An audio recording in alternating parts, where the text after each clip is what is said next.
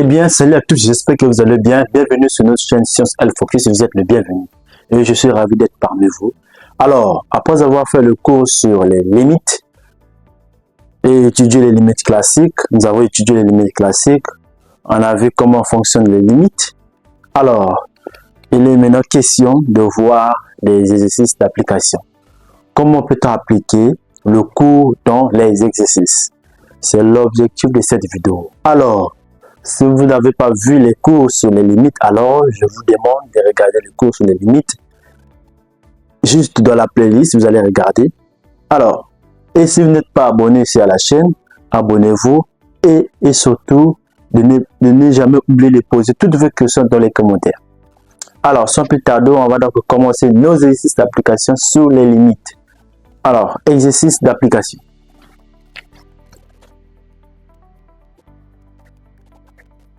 Ok, la liste, on liste, 0 et A. Et là, fonction suivante. Ok. F de x égale barre de fraction 2x plus 1, 2x au carré, moins x moins 1.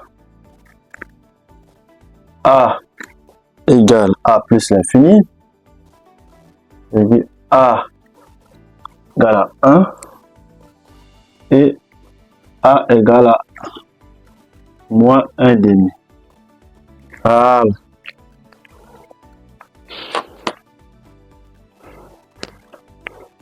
Eh bien, voici notre exercice d'application. On nous donne une fonction simple et on nous demande de calculer la limite de cette fonction-là quand x tend vers plus l'infini, quand x tend vers a,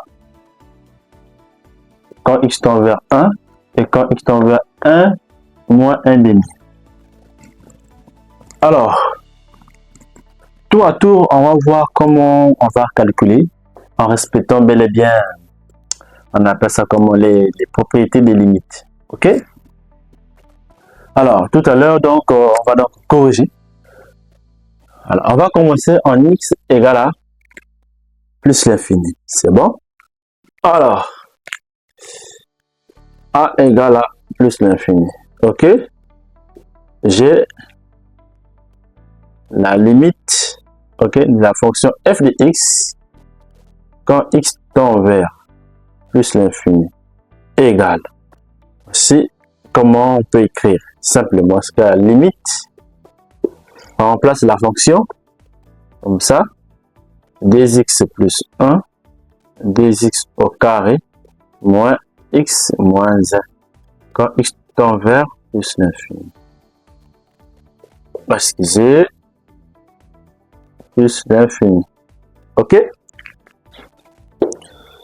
Et vous devez savoir, quand la limite tend vers l'infini, que ce soit moins l'infini, que ce soit plus l'infini, ok, on prend les monomes du plus haut degré dans chaque partie au numérateur ainsi que au dénominateur.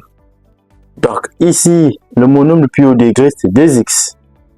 Toutefois, à la présence de x, il faut toujours écrire limite, ok, et 2x. Le monome le plus haut degré ici, c'est x au carré là, 2x au carré ici, 2x au carré. Ok, x tend vers plus l'infini. On peut simplifier. Ok, il va rester, et les deux là, si on peut simplifier, il va rester ici 1, là il va rester un x, ici au carré, il va rester un x ici. Ok, quand x tend vers plus l'infini. Et lorsque l'expression est bel et bien faite, on remplace x par l'infini. Et lorsqu'on remplace x par quelque chose, on ne peut plus écrire limite directement comme ceci, 1 sur plus l'infini. Quand vous avez remplacé x, on n'écrit plus limite. Mais toutefois, à la présence de x, il faut écrire limite. Alors, vous devez retenir propriété. Tout nombre a sur l'infini égale à 0. Vous devez connaître cette formule. A, un réel. Hein? Un nombre sur l'infini égale à 0. Tout nombre divisé par l'infini égale à 0. D'où cette limite donne 0. Donc, la limite de f de x quand x tend vers plus l'infini égale à 0 et j'encadre. Voilà. Voici ce qui concerne cette limite quand x tend vers plus l'infini. C'est tout pour les plus infinis. Donc, ce qu'on va arrêter sur plus infini, quand on calcule la limite à l'infini, ok, quand on calcule la limite à l'infini, on prend le monombre du plus haut degré au numérateur ou au dénominateur. Si c'était seulement une fonction polynôme, on prend seulement le monombre du plus haut degré. Ok? Ensuite, on remplace. Un point, c'est tout. Et ici, comme nous avons une forme homographique, on prend le monombre du plus haut degré. Il faut toutefois simplifier si possible. Et puis, à la fin, vous remplacez. Pas de problème. Et vous devrez retenir que tout nombre sur l'infini égale à 0. Que ce soit plus l'infini, que ce soit moins l'infini, ça donne toujours 0. Un nombre sur l'infini, 0. Voilà. Alors, à présent, on va passer à 1 quand x tend vers 1.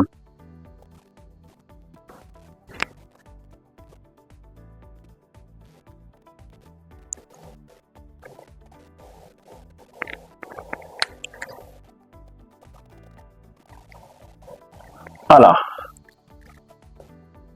a égale à 1, n'est-ce pas? On a notre limite de x quand x tend vers 1 égale. C'est bon? Je remplace ma fonction limite de 2x plus 1 sur, j'égale le temps, x au carré, moins x moins 1 quand x tend vers 1. Et lorsque on calcule la limite x tend vers un réel, ici c'était vers l'infini, quand x tend vers un réel, on remplace, ok? On remplace directement. Quand on remplace x par la valeur, on écrit que limite, j'aurai 2 fois 1 plus 1, j'aurai 2 fois 1 au carré, moins 1, moins 1. En haut, ça donne ici 3, parce que 2 fois 1, 2 plus 1, 3. Là, ça donne 0, je pense. Voilà. Là, on donne 0. Et lorsque vous trouvez un 0 dénominateur, un nombre divisé par 0, tout nombre divisé par 0, vous devez connaître. Je donne les propriétés souvent. Tout nombre divisé par 0, vous devez connaître que tout nombre a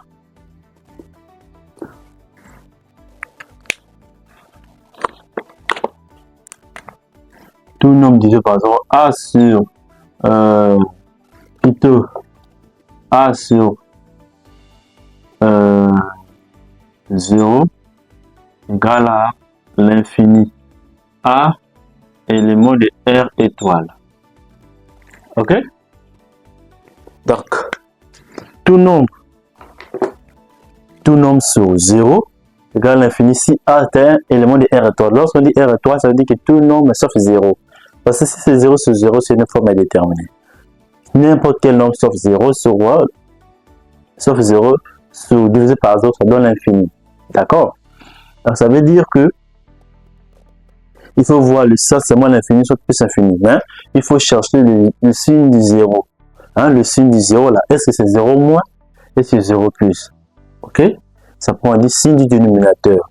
Il faut chercher le signe du dénominateur en x égale à 1. Ok? Ça pourra dire signe du dénominateur. On va chercher le signe du dénominateur. On pose le dénominateur égal à ça. On pose égal à 0. Posant, ok, 2x au carré moins x moins 1 égale à 0. Alors, là, nous sommes en face d'une équation du deuxième degré. On connaît comment on fait. On calcule le discriminant, n'est-ce pas? On calcule nos discriminants égal à b carré moins 4ac. Là, on se souvient de la formule. Quand je plaque la formule, je précise a égale à 2, b égale à moins 1, a égale à 2, b égale à moins 1, et c égale à moins 1. Et j'applique le discriminant. Donc, j'ai moins 1 au carré moins 4a, 2 fois moins 1. D'accord? Donc j'aurai 1 plus 8 qui donne 9 le discriminant. Le discriminant étant supérieur à 0, donc il existe x' et x second, des solutions distinctes. Ok? Des racines distinctes. Donc on va voir x', x second. Donc on a moins b, moins racine carrée des discriminants sur 2a, moins b plus racine carrée des discriminants sur 2a. Juste pour rappeler les formules, notre b c'est combien? Moins 1 dans 1. Et 9, racine carrée de 9 c'est 3. Sur 2a, il donne 4. Il donne moins 1,5 si je ne me trompe pas. Notre solution. Moins 1,5 puisque j'aurai ici 2 moins 2, n'est-ce pas? Sur 4 et je vais simplifier par 2. Ainsi de suite, ça va donner 1,5. Et là, je remplace ici, ça donne 1 plus 3 sur 4 qui donne 1. 4 sur 4, 1. Voici les notes de solution. Cette solution-là, c'est le 1 que vous voyez ici. OK? Et puis, je fais tableau de signes.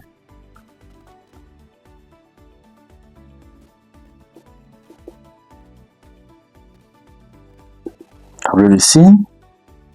Je mets mes x, je mets moins l'infini. À plus l'infini, je mets mes solutions. Le plus petit et le plus grand, j'ai moins 1,5. 0 de binôme. Notre dénominateur, c'est quoi? C'est 2x au carré moins x moins 1.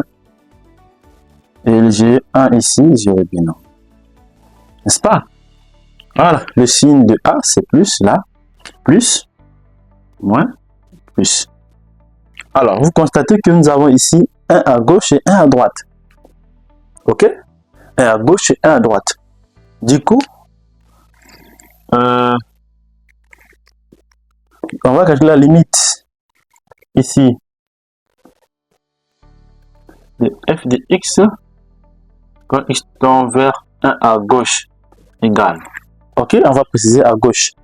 À gauche, je remplace 3 sur à gauche de 0, à gauche de 1 c'est moins, donc 0 moins. Ok? Et puis on multiplie le signe ici, il y a un signe plus. Plus fois moins donne moins.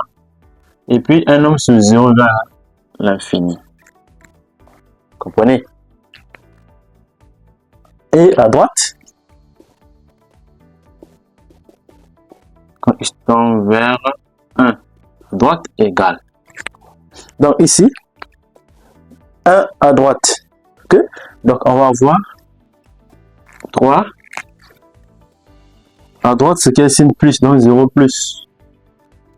On multiplie le signe d'ici et le signe d'ici. Donc plus fois plus donne plus. Donc un nombre sur 0 plus l'infini. Voici nos deux solutions.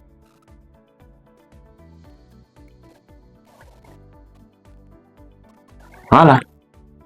Voici nos deux solutions. Quand x tend vers 1, on trouve à gauche de 1 moins l'infini, à droite de 1 plus l'infini. Alors, voici, on a résolu à 1. Et retenez aussi, il y a 1,5 qui est là. Donc, je profite de vous dire. 1,5 aussi, c'est quoi? C'est une solution de cette équation. Donc, forcément, ça va donner 0 au dénominateur. Donc, je profite de l'occasion. A pour A égale à moins 1,5. Donc, j'aurai donc la limite de x quand on tend vers 1,5 de f de x. Je remplace déjà, ça va donner, si je remplace moins 1,5, ça va donner 0 sur 0. Ça donne, si je remplace moins 1,5, j'aurai ceci, 2 moins 1,5 plus 1. Déjà ici, c'est la solution de cette équation. On avait trouvé moins 1,5, c'est la solution de cette équation. Et qui donne ici, on va simplifier le 2, ça va donner 0 sur 0, c'est une forme indéterminée. Quand vous avez cette forme indéterminée 0 sur 0, donc il faut passer par la forme factorisée, n'est-ce pas? Il faut factoriser f. Qu'est-ce qu'on va faire? On va faire ceci, limite de f de x quand x tend vers moins 1,5 égale Ok, là je laisse, c'est la limite de 2x plus 1. Je factorise là où il y a la plus, l'équation qui a plus, on factorise là où il y a le plus grand degré. Donc on va factoriser le dénominateur, c'est là où il y a le plus grand degré, on factorise. Voilà déjà nos solutions. On connaît que, il faut retenir, je vous montre déjà comment, si vous avez une équation, deuxième degré, si vous avez une équation comme ceci, a de x au carré plus b de x plus c égale à 0. Je vous donne la forme factorisée directement, c'est a, ok, x moins x prime, x moins x second. Voici comment on peut factoriser une équation de deuxième degré. Donc ici, j'ai déjà mes deux solutions, 1 et moins 1. Donc le a c'est 2, entre parenthèses, x moins 1, ok, x moins, et le moins de la formule, ça veut plus de 1 demi. Quand x tend vers moins 1 demi. Alors, je vais faire entrer le 2 là ici pour que je puisse avoir cette expression numérateur. Donc, j'aurai donc la limite de 2x plus 1. Le 2 rentre, c'est x moins 1. Le 2 là va rentrer ici pour 2x plus 1. D'accord? Quand x tend vers moins 1 demi. Et là, je donne la limite. Ok? Ici, 2x là et 2x là vont partir. Il va rester ici 1 sur x moins 1 demi. Excusez, ça va rester x moins 1 quand x tend vers moins 1 demi. Ok? Et puis là, une fois simplifié, la valeur qui donnait 0 en bas, 0 en haut. Une fois simplifié, on peut maintenant remplacer, qui donne 1 sur moins 1 demi. Ok? Moins 1. Et qui donne quoi, moi? Qui donne 1 sur moins 3 demi. Et par l'inverse d'une fraction, ça va donner, par l'inverse d'une fraction, ça va donner moins 2 sur 3. Voilà. La limite de la fonction f de x quand x tend vers moins 1 demi. Voilà, c'est tout. Donc, si vous constatez que vous avez 0 sur 0, n'est-ce pas, il faut factoriser. Il faut factoriser si vous avez là, parce qu'on avait une équation de deuxième degré, on peut factoriser. Là, premier degré, on laisse comme ça. Mais c'est partout. Ici, exemple, deuxième degré, là, troisième degré, on factorise partout. Donc, on factorise lorsqu'il y a la possibilité. Vous factorisez et vous allez simplifier. Donc, c'était tout pour cet exercice. On a calculé la limite à moins à plus l'infini, à 1 et à 1 demi. C'était tout pour cet exercice. Vous-même, vous avez vu que c'est très simple pour appliquer les limites. C'est trop facile. Respectez juste les propriétés qu'on a fait ici. Donc, c'est tout pour cette vidéo. Dans les prochaines vidéos, on va chercher à apprendre d'autres limites, puisqu'il y a plusieurs fonctions. Il faut maintenant savoir comment appliquer dans plusieurs fonctions les calculs des limites. C'est un exemple pour cette fonction. Dans les prochaines vidéos, on va voir la limite des autres fonctions. Donc, pour ne pas manquer nos prochaines vidéos sur les limites, les exercices sur les limites et corrigés, abonnez-vous à la chaîne en cochant sur la cloche de notification et déposez toutes vos questions dans les commentaires. Merci, on se retrouve dans les prochaines vidéos.